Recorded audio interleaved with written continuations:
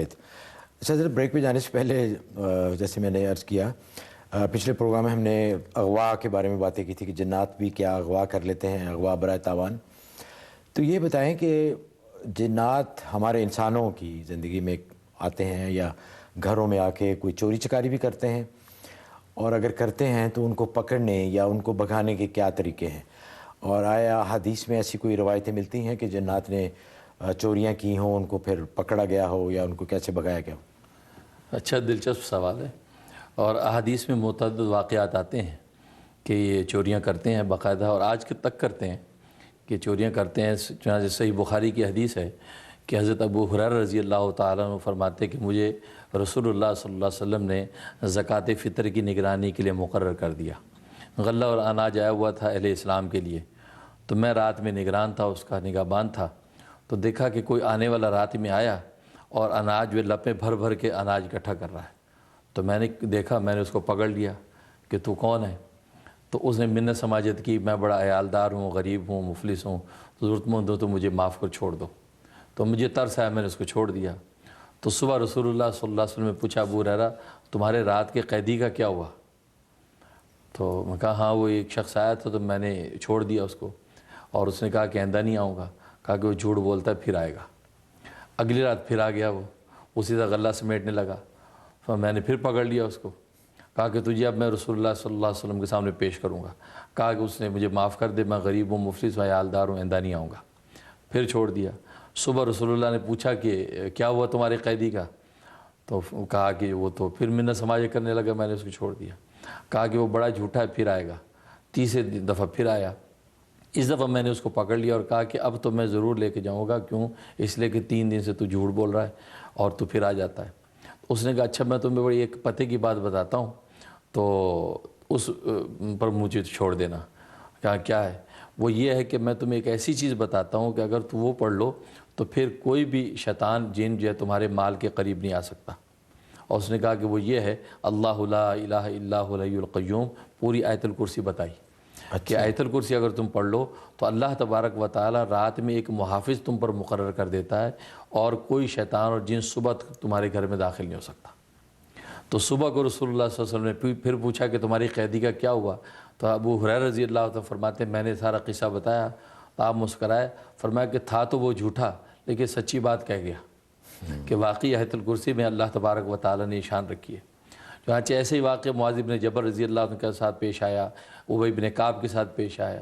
چنانچہ ابو ایوب انصاری تو فرماتے ہیں کہ میری ایک طاقچہ تھا جس میں نے کھجوریں رکھی ہوئی تھیں، لیکن میں روز دیکھتا تو اس میں کھجوریں کم ہو جاتی تھیں.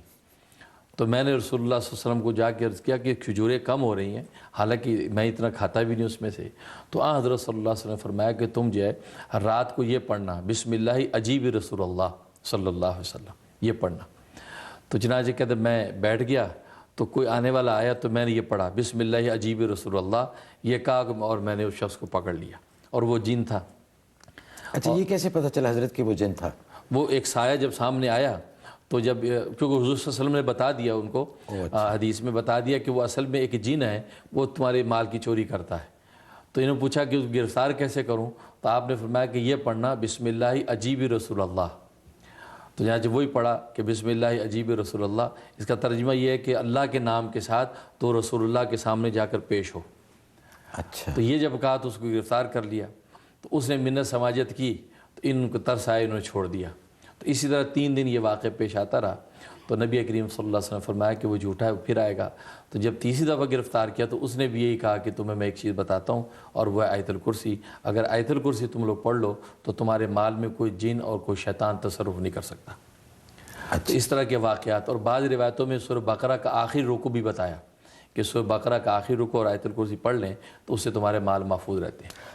تو اس سے ایک تو یہ پتہ چلا کہ جنات گھروں میں چیزیں چوریاں کرتے ہیں، اور آج بھی ایسے واقعات ہوتے ہیں کہ چیز ادھر سے ادھر رکھ دی، ملتی نہیں، یا چیز کم ہو گئی، چوری ہو گئی، پتہ نہیں چلتا چوری کس نے کی. تو یہ جنات یہ تصرف اور شرارت کرتے ہیں.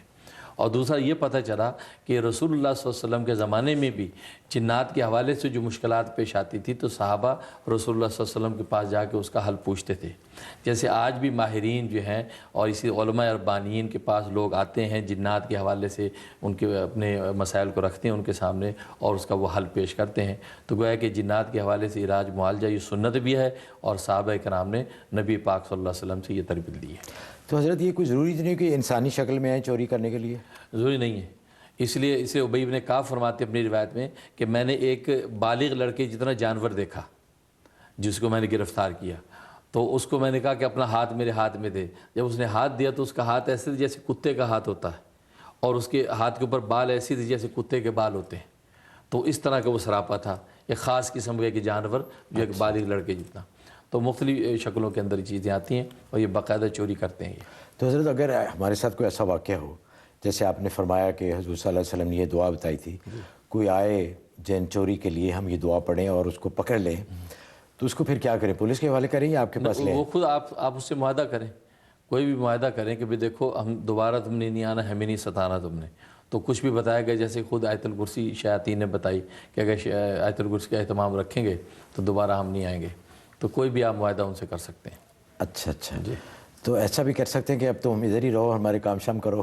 آپ اس میں دوستی کر سکتے ہیں۔ اچھا، آپ یہ کہہ سکتے ہیں کہ ٹھیک ہے ہماری آپ کی دوستی ہے، تو کبھی کوئی ایسے واقعات حالات ہوں تو آپ ہماری اس میں مددگار ہوں، کہ ٹھیک ہے دوستی ہو جائے گی تو آپ کی مدد بھی کر سکتے ہیں۔ واہ، یہ تو زبردست ہے۔ ایسا ہوتا ہے۔ اچھا، عربیہ ہیں جی